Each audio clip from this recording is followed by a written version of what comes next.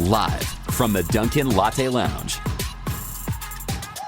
Hey, everybody. We talked backstage that I should just have taken like 10 seconds to come out. Just really awkward silence and be like, I was a little nervous. The reason why I was going so slow, because I didn't know if she was actually going to pull it off, where I would be like, Laura, and then she doesn't come out, and then I'm like, I swear she's here.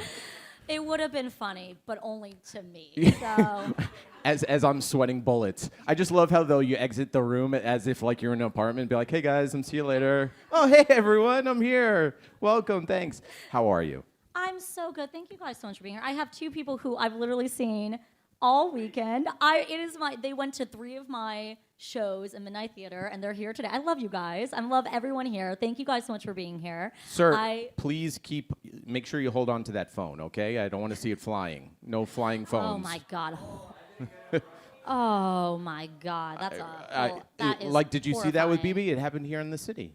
Insane, and I feel so lucky to have the fans that I have, because that should never have happened, and it was just so terrible.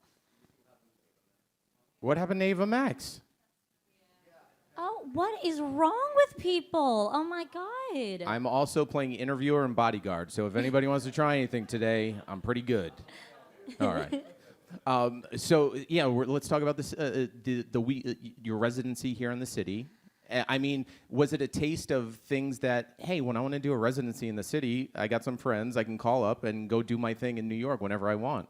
Yeah, it's funny. It came to me in the fall, the opportunity, and I had such an amazing time performing in New York a year ago for my Us tour that I was like, 100% I want to do more performances. I was a little overwhelmed, the fact of doing like 3 nights in a row.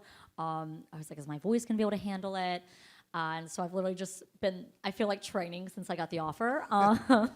But it was so fun. It was intimidating, it was overwhelming, but it was exciting, and it was really cool to have fans come every single day. Got to see a different show. I did a different show every show, and I honestly was like, I kind of fell in love with it. I was so nervous about it and anxious about it, and then doing it, I'm like, I want to do more. Wait, and will you? I mean, I don't know if I'm going to necessarily do Not a right, residency. Yeah, I right need you to now. sign this dotted line right now. I'm like, oh my God, no. But yes, I love performing so much. Well, let's get back to music, but first, let's talk about taking over, our screens, our big screens, our phone screens. Netflix. End of summer, you have a rom-com coming out, and the way I read it and the way I was told was it's the perfect movie for the person who can't commit. Honestly, wow, that is an incredible way. I know, you're like, I feel a little attacked right now. It's literally that. That's actually a great way to put it. It's an interactive romantic comedy. So that means you get to choose your own adventure. It's, to simplify it, it's me and 3 incredible, wonderful actors, and you kind of decide who I end up with, but you decide what choices I make. And you can go back. And it's called Choose Love. How fitting. Right. It's called Choose Love, yes. So talk about it. So you have 3 different, and they're all people from your past, right? One, I don't want to give anything away. Yeah, I don't know how much I could give away. But you said there's 3 people. So did you have to film 3 different, you filmed 3 different movies essentially? It's so funny. I think that's the simplest way to kind of think about it, but it's kind of not true. We have 16 different endings. 16. So that is... Which one's your favorite? I am so not looking forward to that question, because I know people are going to be asking me while I'm doing press for it, and I can't pick. Like, I don't have a favorite guy. I don't have a favorite ending. I also just feel like that whole situation was such a blur. Typically a rom-com movie, and I've done a few, is like a 24-day shoot. This was like double the time. It was 45 days. And it was the most intense thing I've ever done as an actress ever, which you don't think of a rom-com. You think a rom-com is usually pretty easy and light. No. Well, like you said, you've done some rom-coms, but do you have any personal favorites, like on a Saturday when you're not doing anything and you're not busy, that you got your pajamas on and it can be on, like you could be on in the middle of the movie and you'll sit there and still watch it no matter what it is? So many. One being 50 First Dates. Of course. Where I will always sob. Always. Always. I'm like, why am I doing this myself? It's such a great movie. Now, when you watch 50 First Dates and you're sobbing, you'd be like, Laura's somewhere in the world right like, now we're sobbing doing it too. together. sobbing together. The most dangerous time to watch it, or I guess any movie, is on a plane. Are you just like extra emotional on a plane? I don't know why. I watch Marley and Me on a plane. Oh, you fool. That is the worst. I watched Toy Story 3 on a plane, so I can't even talk. That was horrible. So let's talk about Choose Love, though. You said 16 different endings, 3 potential suitors to figure out who we think best. That seems like a lot of making out. Guys, there was so much making out. And I know what you're thinking. You're like, oh, you had fun. It's weird, though, right? Like, My face hurt. Like, people had beards.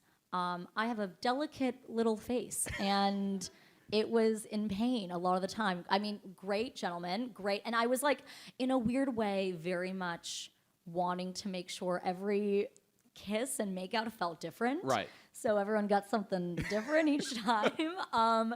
So it was like a very funny thing to choreograph, but it was a lot of making out. but I mean, is it weird though? Like, you've been acting for many years now, so like, is it something that now it's just work, or is it still weird that first time you're going to someone you really don't know and going, "Hey, we're about to make out for the first time," or is everybody's professional? It was my first time having an intimacy coordinator, which is usually It's a new thing in Hollywood, really, pretty much. Yeah, and we were filming in New Zealand, and that's quite common actually in New Zealand, and it's a little bit common for even more intimate scenes than just making out. And I loved it. I'm like, I always wanted, not just because of the comfort it gives to both people, but again, it was like having someone who specifically was looking to make sure like the makeout was good. It was the because how perfect- many times have you watched a movie and like it's not that No good of a chemistry, and or it's it's weird. It's just like and- the kiss. You're like they have chemistry the whole movie, and then they kiss, and then you're like, wah wah. Like, so I think really we all want need that. happen. I think we all need that in real life too. Like that one person to be like, "Hey, time out. Let's rework this." But from there, so you have your rom-coms, and we know you've been a royal. I was reading that you're also jumping into westerns. Yes, I just did a movie in March it takes place in 1859 in the West in America, and it was such a fun movie. That came like all very, very fast. So you go from love and fantasy to a lot of dust. So much dust, and it was like raining in LA. This whole season in LA has been quite strange, and it was raining so much. So it was not just dust; it was also really muddy. Muddy and dust. Yeah, you're like it's 5 o'clock in the morning. You're covered with dust, covered with mud. It's pretty cold, and you're like, cool. This job is cool. But I was really thankful. It was a really, really fun experience. And that comes out very next year? I have no Down idea. the road. Yes. I hear you. All right, fair enough. All right, let's move over to music. So you're going to sing The Valley in a little bit, which is a super fun song. It puts me in a certain generation, like when I hear it, like as if like I should be doing a workout video, you know. Yes. Love that. With spandex on. But let's just talk about your music in general. If you were to put yourself in an era, like what is the Laura Marano era right now? Ooh, I feel like there's a TikTok filter for that, and I feel like We can like. I feel like I was like, it's so funny because I think I'm living multiple eras at the same time. In some part, I'm a little in my sad girl era. I feel like Okay. I'm still. Anybody else in the sad girl? Yeah. Sir? SGE, Dude? you know? You, sir? You? I No? feel All right. like, I don't know, it's. You're like. Sad we're girl era always for in you? it. There we go. All right. But I think that this album, it's a concept album, and I think that though that there are sad songs on it, it's just very personal overall. And there's something that's really empowering about getting to be vulnerable and personal with Right. fans, with anyone who's listening. So there's a little bit of a empowerment era as well in my sad girl era. So sad girl, hashtag sad girl era. That, I mean, we're yes. starting something right now. With a touch of empowerment era. But so most of this album, is it based off of you, or like when you sit down with your friends, do they go? Is it like Law and Order where you have to change the names a little bit to tell the story, or are they just like, oh, I have a friend, per se that is going through this situation and you kind of relate to it? Like, do they open up with you pretty much? Yeah, I mean, they do. I definitely feel like this specific album, I think sometimes writing songs, you can for sure take inspiration from friends and from other things. This album's pretty personal, so pretty specific to me and pretty real for a lot of details. Even this song, The Valley, I think it's the person who it's about would hear it and I think they know. Do they know, do you think? I think so, yeah. They would know. So I think it's quite personal and not part of me feels like maybe I should have changed a few names. I should have done the Law and Order. No. I think we'll love it either way. Yeah, it's definitely it feels like it's as vulnerable as you can get, some of these songs. So now writing too, like you have that inspiration outside of just sitting down and watching 51st Dates and having that moment to start writing stuff. Where is the weirdest place you've come up with a lyric or written one down? It's all over, right? So Shower is classic. So you write, but like Charlie Puth, like he has his piano and he writes lyrics on the piano. So does Chris Martin.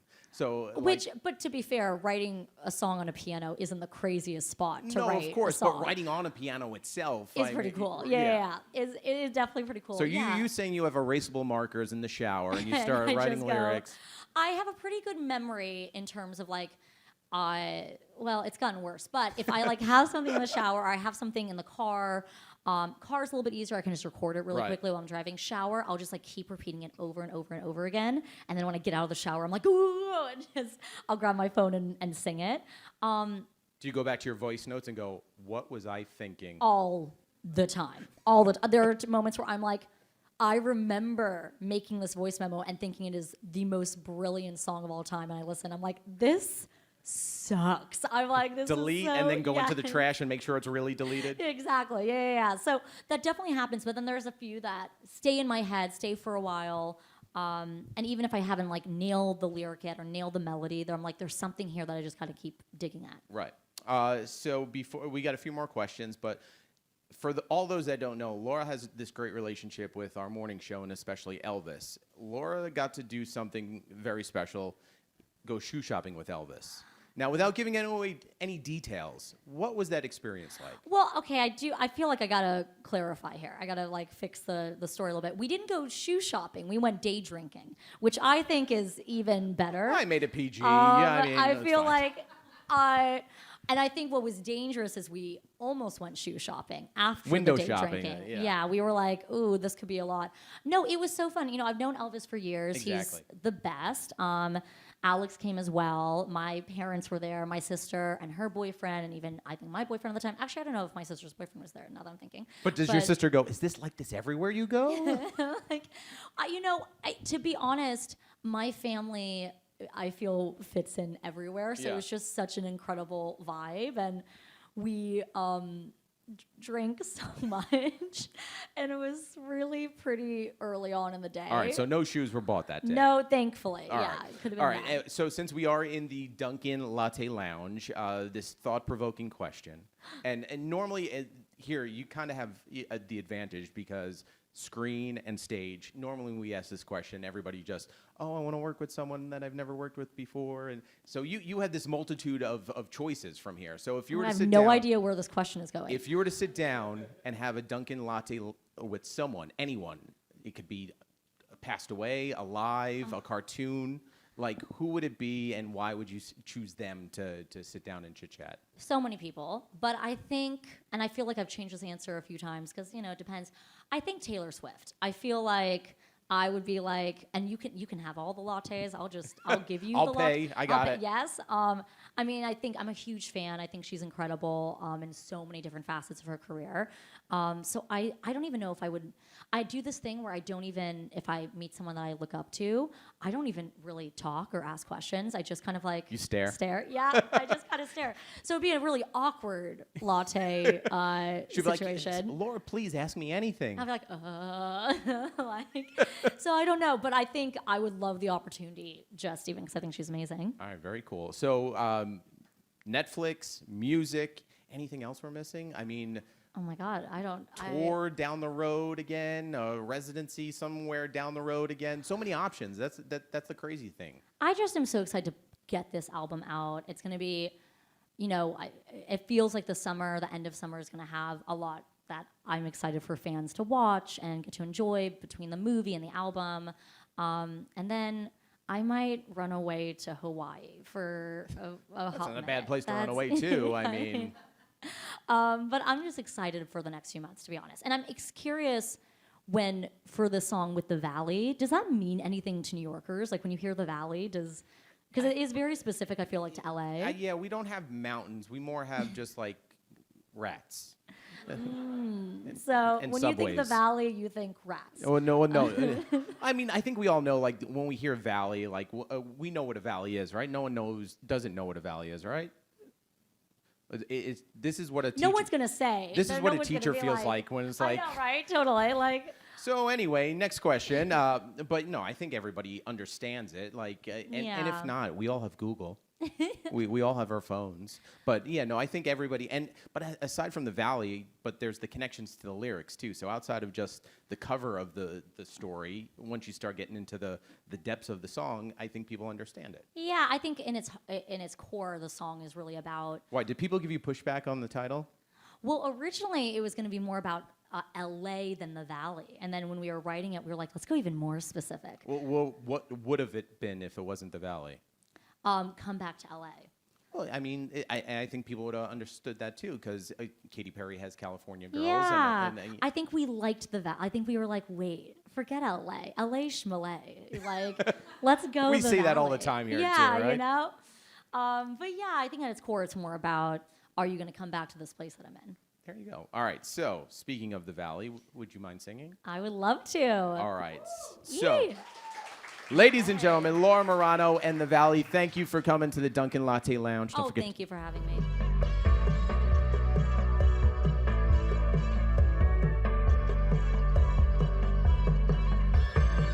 You told my mother you'd be back for your birthday. When she told me you laughed at your wordplay, I still wanted you back in the worst way though. I'm so typical. Don't call me a moment, don't call me your friend. Don't call me a story, 'cause stories end.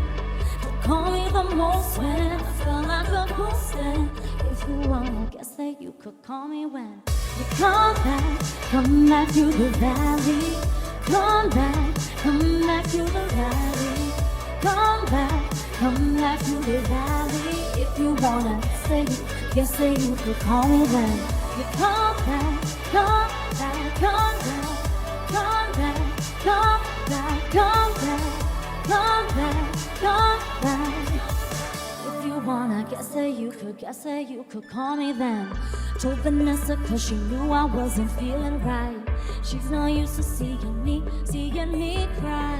Think a part of her was still on your side. Oh, it's so typical.